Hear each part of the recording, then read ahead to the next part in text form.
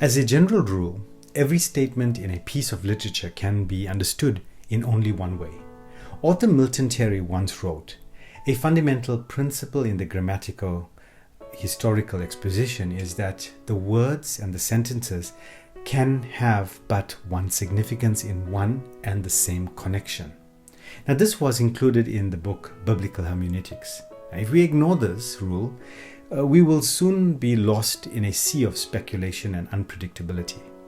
Now, however, whether it's the Bible, a Supreme Court decision, or a letter from a friend or to a colleague, the meaning of any given text is the meaning the author intended. However, it's up to the reader to make sense of the text. Correct interpretation occurs only when the interpreter establishes a connection between his interpretation and the author's intended meaning.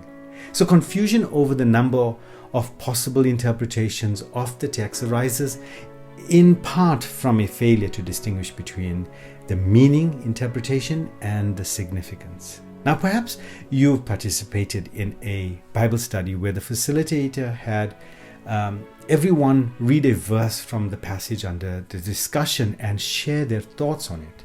Well, that's the wrong way to look at it. One cannot know the full significance of the passage until they learn what the author intended. So first, we must decipher the author's intended meaning based on the words he used and the circumstances in which he wrote them. No one has the right to reinterpret the work of somebody else's writing.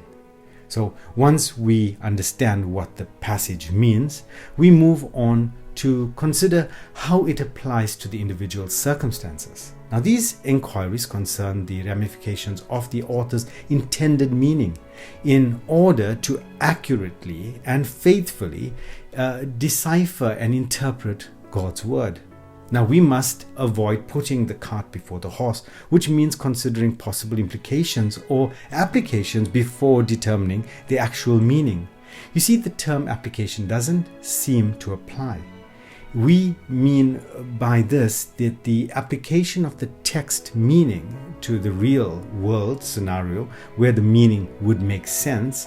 In light of this, it is imperative that the interpretation adheres strictly to the author's intended meaning in the source text.